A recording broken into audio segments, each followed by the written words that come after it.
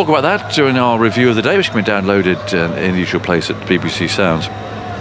Close of play of the third day of the second test between England and New Zealand at Trent Bridge sees England close on 473 for 5. It means they're just 80 behind New Zealand's imposing first innings total of 553, with Joe Root undefeated on 163 from 200 balls. It's been an absolutely beautiful, magnificent, majestic innings. Really, just sitting and watching that was just a privilege, frankly, batting on a different level. He was dropped on 27, but then so's virtually everybody else in this match so far. But that was a really special innings, and it's coming back tomorrow for some more. Ben Foakes is 24 not out alongside him. Earlier, Lees was out for 67. He played nicely in that innings. Pope 145, but on 187 with Joe Root, who's caught in the deep playing a hook shot. That was 334 for 3. Bairstow got a good ball with a new ball. It brushed the inside of his glove. It came cutting back. A fine delivery from Bolt, who's been far and away the best of New Zealand's bowlers. Bairstow out for 8.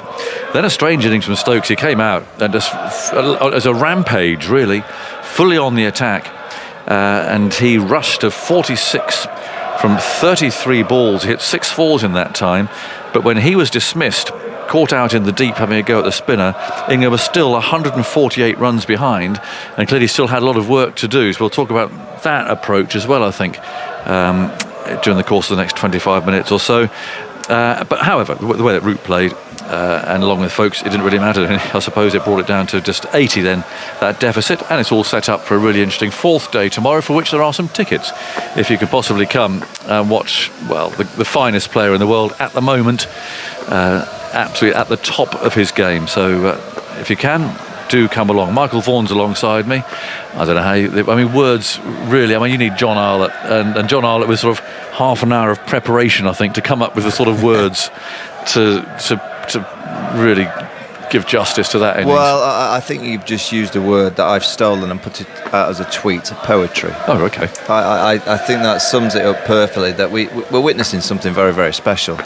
I've known Jones since he was 7 or 8 years of age, and to think that I now sit up in here and I really do believe he's England's greatest player. And I'm not being disrespectful to those that have played the game back in the day, because there will have been many. I'm pretty sure that if there was 3-4, I'm talking about across all 3 formats. Yes. I just think he's such a joy to watch, and he makes batting look so easy, and it certainly isn't. I spoke last week about the aspects of coaching. So many quirky techniques and so much difference. He almost reminds me that cricket actually still played in a very traditional way. He stays nice side on. He gets forward to full of length. He's got a real nice upright head position, eyes over off stump, leaves the ball pretty well. But when he gets in, he owns channel, works it on the onside. He picks up length quickly to hit it on the back foot, both sides of the wicket. And he's nice and busy, and he runs between the wickets hard. That's pretty much what you get taught as a youngster. He's a pure player to watch, and it's just that drive and that determination, because as much as he's so easy on the eye, inside there's a real determination and a real steel. To week after week, pretty much since 2021, I think it's now 10 centuries that he's scored in that period. You've got to have an incredible appetite to keep on doing it. But do you know what he's doing at the moment with a massive smile on his face? And yes, he was batting beautifully, even though times were hard for England and for him as captain.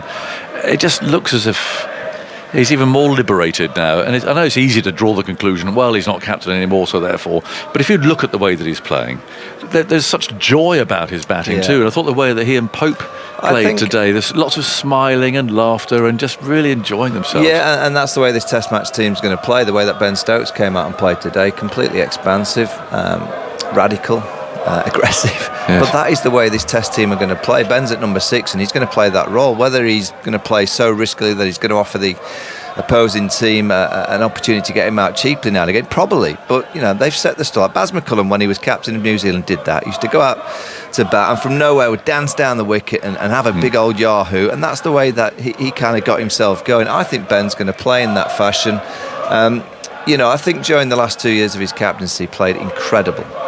And I think when he goes out to the middle, all right, he's smiling a bit more now because he's not the captain, but I still think his form was outstanding as a captain. Yeah. And I think when he goes out into the middle with the crowd and I just think it's this peaceful place. That's where he's at his most peace. He just likes being out in the middle batting. He enjoys batting. I thought the story Moeen told earlier about in COVID where he went away and spent 2 hours on a machine to bat a session, and then he went and spent another 2 hours on a machine because he wanted to bat a long period of time. I've never seen a player bat for so long and look like he's playing a shot, pretty consistently. He seems to be so busy on every single ball. He's not defensive at all. He just makes it look very, very easy. And there's only been a small few players in the history of the game that have made batting look as easy as Joe Root is making batting look at the minute. And I don't know where you bowl to him, because Southey, he's pretty tired towards the end. But that over that Root just dismantled him. Really, he's broken. The last shot that we all just said, "Wow, what was that?" But actually, the one before that he hit through mid-wicket. We've got a great view from here. That was missing off stump. It was nice length. He's gone through mid-wicket. Next one, it goes. He's worked it from a little bit wider through a straight mid-on. And you think, well, where do you bowl to this? Well, where do you bowl to? I think the only ball that I've seen over the time have, I'm saying not having him on toast, but it's someone like Josh Hazlewood. In Australia, where he seems to get the ball to kind of come back from around 4th, 5th stump line and kind of nips it back onto the stumps. Any batter's vulnerable inside the first 30 balls, and I still feel today when he first went out there, I think it was Matt Henry got a couple to go past the outside edge, and then he cut one a little bit too close to him off Trent Boult around the wicket. Southey dropped him at seconds. Tough chance, but when you've got a player playing like he's playing, you have to take that chance. You have to take a flying catch, and the problem is when you've got a player like Joe at the minute is you feel a bit more tension in the outfield, because you know that every catch, if you get a catch or an opportunity, it's so important that you probably grab at it a little bit more so than any other player. He's a genius. That's a word that probably gets used too much, but at the minute and at the end of his career, we'll be talking about incredible numbers. He's got incredible numbers now, but the way that he's played since 2021 to now in Test match cricket is genius-like. He's just made it look far too easy. Let's talk about Ollie Pope as well, because it was a great opportunity for him, of course, and he's taken his chance, hasn't he? And there's some lovely shots in there. He can still be a bit flicky and flirty around that off stump. But again, I hadn't realised until we were watching from this line quite how much, again, he gets that ball from outside off stump through mid-wicket. You might say it gives you a chance, but he doesn't miss very much. Yeah, fresh start, fresh mindset in terms of McCullum and Ben Stokes. I think that's going to work for Ollie Pope batting at 3. That's a real slap on the back, isn't it? Yeah, when the captain says publicly, I want him in my side, that's where I want him to bat. Off you go and prove me right. Yeah, and also at the third time of asking, he's got a perfect pitch. This was a pitch that, batting at 3 on a wicket like this is not really batting at 3. It's almost like batting at 5 because the ball wasn't doing a great deal. But you've got to make hay. You've got to really capitalise when you get things in your favour as a batter at this level. You really do have to work as hard as you can to make sure that you get a good number. And Ollie Pope, I just hope it triggers him into that inner belief of consistency. I still worry a little bit about his balance when he first goes out there. I feel that he plays a little bit on rollerblades, and if you're looking at him as a bowler, Aggers, we sit here and you study from behind, you kind of think if you bowl channel length and there's just a little bit of movement, I think you still fancy that he'll have a big dash and potentially create an opportunity. So it's early days. He's 25 test matches in. He's now got his second test match 100. I hope it gives him the inner belief to be more consistent. I hope he realises at this level that playing just one way won't work. Dashing all the time won't work. You'll get too many low scores. So I think it should give him a massive boost. He's clearly a player, and we've seen enough of him, and there's been many pundits in the game that have looked at him and go, he's going to be around for a while. And I just hope this is the trigger for him to be more consistent and play the kind of innings that we've seen here on pitches that necessarily are going to do a little bit more than we've seen this week. Just looking at his wagon wheel there, 26% behind square on the offside, 18% square through the offside, much higher numbers than through the leg side. Now that, I suspect, obviously reflects the line that they bowled at him, but it's quite unusual to see those high numbers for a test batsman 100. Well, you hear it in the modern game, and these younger players do play more strokes, and they do want to own channel. That channel length, I pretty much got taught to leave. If anything in channel, just don't even bother with it unless it's really full or really short. Just let it go through to the keeper. Well, this era of player, that they're taught actually that channel, you've got to try and own it. own the challenge. That's why you see so many batters. There's two reasons why they go at the ball and outside off stump is to try and nullify the LBW, but a lot of bowlers do bowl into that channel. And a batter these days is thinking, I'm not going to let you do that. I'm going to come at you. I'm going to try and dance down and flick it through the onside and ask a question of you. What have you got to offer? So I think he's got a huge amount of talent. I like the look of him. I have done for a few years. And I just hope that gives him the inner belief. At this level, it's all about the inner belief. It's about the inner mind, the chimp that talks to you. The book, The Paradox, that Sir Dr. Stephen Peters says you've got to control that inner kind of thought. I just hope that inner thought now for Ollie Pope is, yes, you are a test match player, but it's not always going to be that you're going to get on pitches like this where the ball's not doing a great deal and everything's in your favour. When the ball's nipping around and seaming and swinging, which it will, and there'll be moments probably throughout the rest of the summer where it'll be a lot harder, can you find a way and a method to score runs when it's a little bit tougher? And Alex Lees is another who's, again, he got 67. He looked positive too for someone who comes in with a bit of reputation of actually being rather a more obdurate player than that. But he was flashing 11 fours in that. Yeah, his 20 at Lords in the second innings I thought was excellent, and then he left one. And here again, he's at the start of his Test career, and 67 will be a big boost for him. But I think he's the kind of person that he'd be sat in that draft thinking he's missed out. It was a great chance to go and get three figures. But what I've seen so far of him in the English summer is of a player that, I'll say Brendan McCullum, Ben Stokes clearly have sent a message to the players. They want to look to score. They want you to go out to bat, take your guard, and your mindset has to be you're looking to score. You're looking to be proactive and put the bowlers under pressure. And I look at Alex Lees and the way that he's played this summer compared to the way that he played in the Caribbean, and it's clearly a method that he's looking clearly at the ball to try and score and drive the ball, which is a good sign for him in England.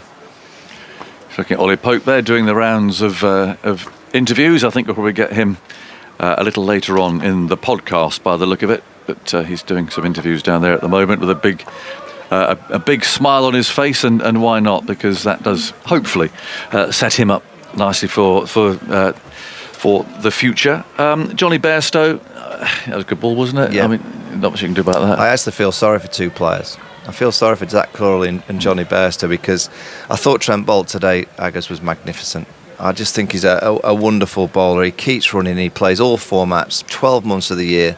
And every time he gets the ball in hand, he charges in. Yes. And he gives it everything. And I thought the ball that he bowled to Zach Crawley yesterday was a beauty. Yep. And it was almost the opposite ball that he bowled to Johnny Bairstow today, because it nipped back and it cut him in half. Just a little bit of a brush of that glove. So, yeah, on this kind of wicket, you always need a little bit of luck early in your innings. And unfortunately for Zach Crawley and Johnny Bairstow this week, the luck wasn't quite with them.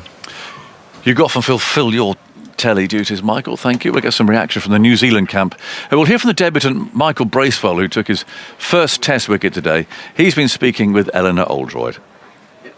Just talk us through the day today, because there were stages, I'm sure, where you thought, how on earth are we going to get an England wicket here? Yeah, it was pretty flat for a long time there, and I think we actually stuck at it really well and kept fighting, and I think it sort of happened in clumps there for a little bit, and then obviously England piled on the pressure again, and Joe Root batted beautifully and so did Ollie Pope, so they put us under a lot of pressure, but I thought we hung in there, and when we were able to take a wicket, we were able to apply a bit of pressure back.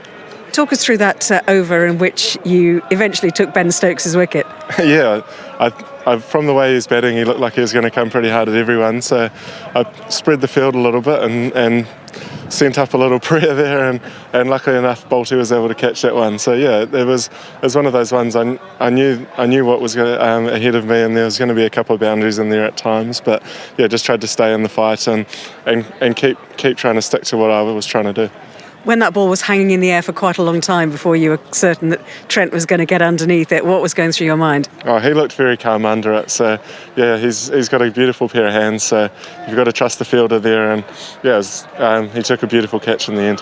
Coming in to make your Test debut on a ground like this, which is as flat as it has been, of course, batting and bowling on this. What have you made of it so far? Yeah, it was really nice to bat on first innings. And I think, yeah, it's you've got to really work hard for your wickets on this wicket. So, yeah, it's nice when you get a few rewards as a team. And I think, yeah, as I said before, things can happen quite quickly when you get a new batsman in there. So really trying to apply pressure once a new batsman comes in, and then it's a very fast scoring ground. So if you can sort of reduce that scoring rate a little bit, which we sort of struggled at times to do today, but if you can really work towards that, then I think you can stay in the game.